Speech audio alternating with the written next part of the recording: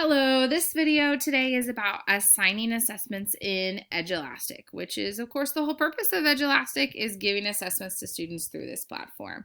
Um, we are going to assume that you have already created your classes and all of that is already good to go. I only have this practice class in here for the sake of our video today.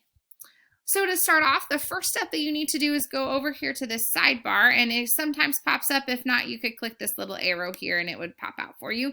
And you need to go down to the option that says test. So I'm going to click that. And up pops tons of tests that I could give my students. Now you see I already have some filters up here that were automatically turned on for me. I'm going to show you what those are over here. I'm going to go ahead and clear all so you can see what would happen here. So now this is just like every assessment that's available on Edulastic at all. Like look how many tests that is, 69,000. So I probably need to narrow that down. Right now I'm looking at the entire library. That means every test that's available to me on Edulastic. I could switch this to created by me if I knew that there was a test I had made or shared with me. That would be like someone sent this to me to give. I'm an author, again, means I know that I made it. My favorites would be any that I like found on the library and I was like, ooh, I really like that one. I want to save it for later. And I would click this heart and like favorite it. Or folders. There are a lot of teachers that are like, I have so many different sections and tests. I'm going to make some folders and organize it all in there so I know where they're all at. So that's a great option for a lot of you organized people.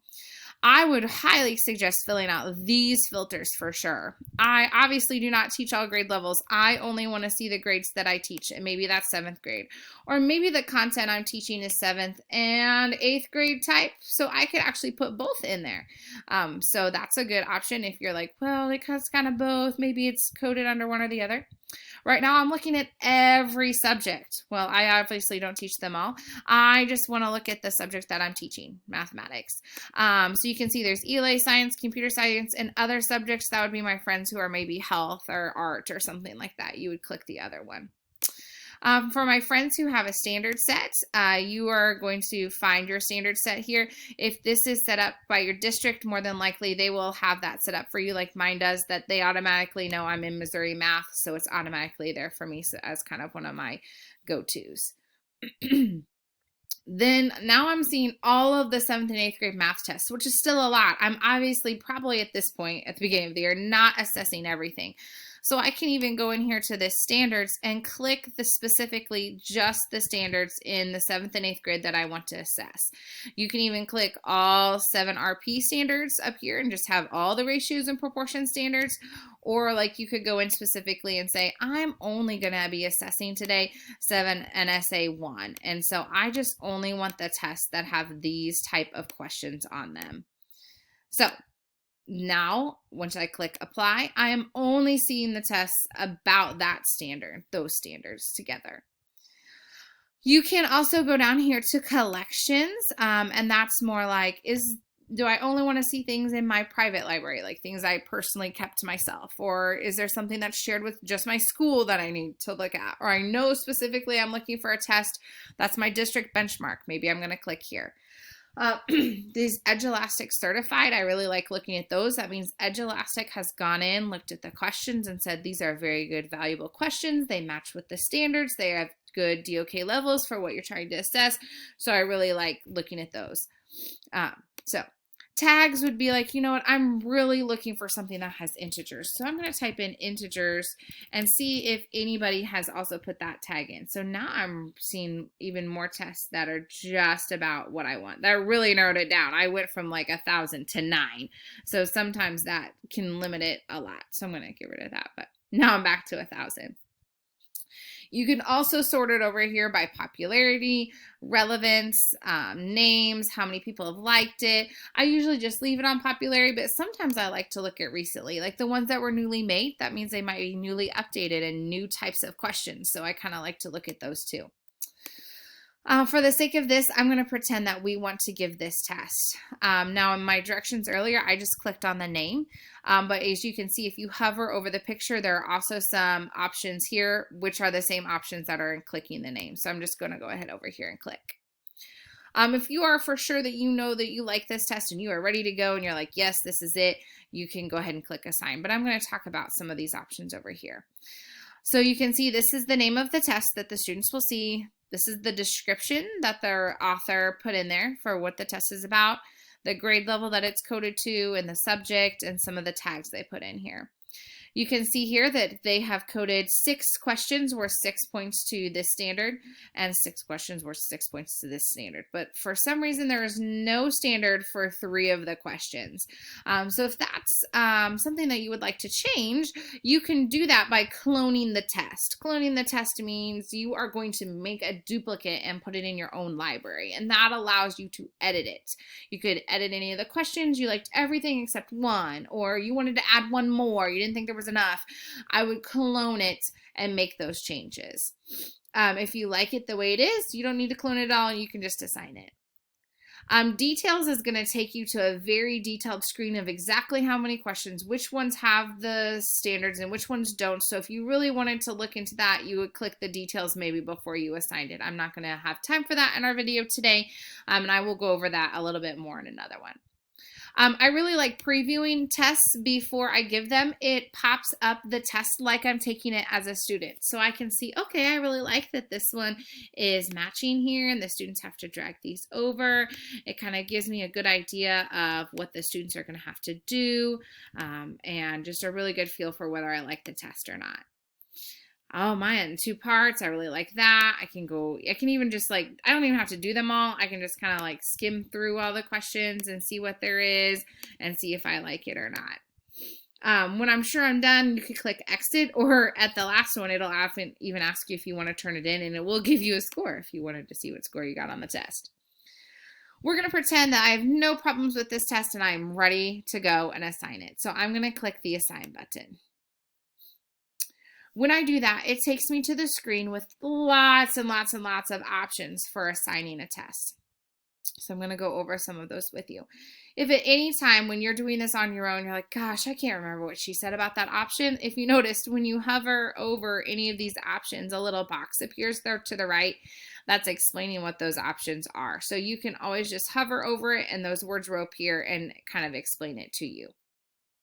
We're going to start here with the class / group. Right now, I only have 1 class, but if this is a regular school year, I would have up to 9 classes here. And I would click all of the classes that I would want to give this test to, and they would all appear in a list here, and you just click them, and they would all show up, all the classes you wanted to give it to. Students, this means I'm going to give it to all of the students in the classes that I picked, so everyone's taking it. If you're only giving it to specific students, like it's a retest, or maybe this is a modified test that you only want certain kids to have, you would click that button and an option would pop up to actually click all of the kids that you wanted to give it to. But I'm going to pretend that I'm giving it to everybody. These open and close dates and due dates, if you, an open date is the first time that it will be available on student screens. It won't even pop up on their profile until this date at this time. So I usually change that to the day that I'm giving the test. So you can click this little calendar over here and change, well, I'm assigning it now, but I'm actually not going to give it till Thursday. I'm ahead of the game. So I'm just going to click Thursday. Usually the close date will automatically set up for a week from whatever you clicked here. So since I moved the open date, I might want to move this close date. And really, if you want it more than a week out, maybe 2 weeks out, 3 weeks out, it's flu season, you think a lot of kids are going to be gone, just move that out as far as you want. And you could, if you didn't notice there, change the time on that as well. Right now it's set to 11, and I could change it to any specific time I wanted. Now, if you're really worried about students not making it up, you can add a due date. So you're saying, okay, I'm giving it to you here, but it's due on this day, but I'm not going to close it till then. So just kind of another benchmark for them to have. That's really good, too, if you have students working online or independently. I usually just use open and close for my classroom. So open policy means that on this day at this time, the test is going to show up on their computer and they can take it right away. I personally don't like that because I'm a classroom teacher and I don't want them to take it until they're in my room and I've given some instructions and maybe passed out some supplies that they need. So I changed this to open manually in class. So that means they cannot start taking it until I go in and push the button that says, yes, you can start taking it. The same with close policy. On this date at this time, the test will close and not a single student can click on it or try and do it again.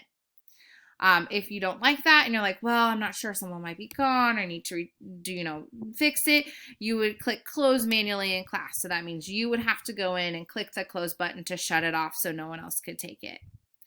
These are the tags that were automatically on there when the assessment was created. So I can keep those or add more or get rid of some. That's just kind of up to you, your personal preference. Now I'm going to change the tabs up here at the top for some more settings. Test behavior. This test type, right now I only have like class assessment and practice assessment. You can change those settings if you want to be more specific about this was a formative and this was a benchmark and stuff like that. So that's up to you and your content. Releasing scores. Right now it is turned off, which means that when students take this assessment and they are done and they turn it in, they will not be told anything. They won't be told how well they did or anything like that. They'll just be like, get a screen that's like, thanks for turning it in. If you want students to see what score they got, you would do release scores only. And that at the end of the test would grade the test and say you got an 80 or you got a 70% on it. This option would tell them you got a 70%, and I'm just going to tell you what questions you got wrong. I'll say you got number 3 wrong, you got number 5 wrong, you got number 7 wrong, and that's all it would kind of say. This one would say you got a 70%, you got 3 wrong, you picked B, and the answer was C. So it's going to give them pretty much all the details about the test. Most of the time, I found that teachers stick with this one, release scores only. And then there is an option after all the students have done taking the test that you can go back and give them their responses and correct answers.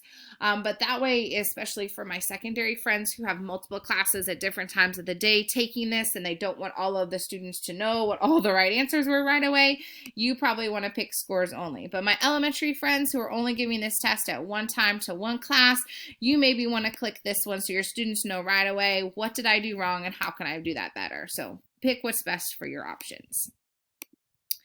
Evaluation method. If you have a question that has multiple parts like this test did, the first 2 questions had multiple different answers on them.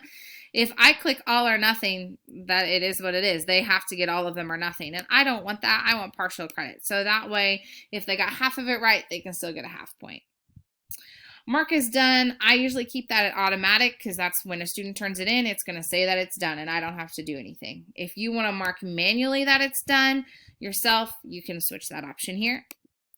For my math friends, there's options for calculators, basic, scientific, and 2 different types of Desmos graphing. So pick what you would like for your assessment for those reasons. If you are have a formula sheet for science, like a periodic table, or a formula sheet for math for volume, or any type of equations or formulas you want them to have, you can upload a reference sheet onto the test and allow students to have access to that during the assessment. Since I don't have a reference sheet uploaded for this assessment, that option is not available. You can make it so the students have a specific amount of time to take this test, and you can obviously change this number up or down. And you can allow students to save it and come back later, or maybe you want to take that off and say, you know, you have 11 minutes flat to take this. So do that for whatever fits for you. My ELA and social studies people, if you have a rubric on one of your questions, you can, of course, allow the students to see the rubric, but because I don't have one, that option is not available. This is my favorite tab, the anti-cheating tab. I turn on shuffle items so that everyone gets a different question at a different time and multiple choice answers mixed up.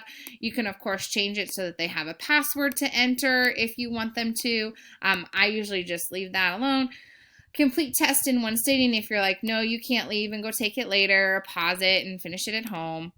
I love this one because it tells me if a student clicks out of the tab and tries to get on something else, and you can even have them block it. Their test shuts off if they've done that a couple times. I usually leave mine here. Restricting questions is, of course, they can't flip back and forth. And this Safe Exam Browser is really cool, but you have to have that set up on your students' computers ahead of time, but it pretty much blocks them out of everything except this test. Auto redirect settings will just automatically send them a test again. And miscellaneous, this over here is usually set up by your district, so I usually don't change much of that. But the magnifier is on for students with abilities, scratch pad that they can write on, keyboard and stuff I usually leave alone.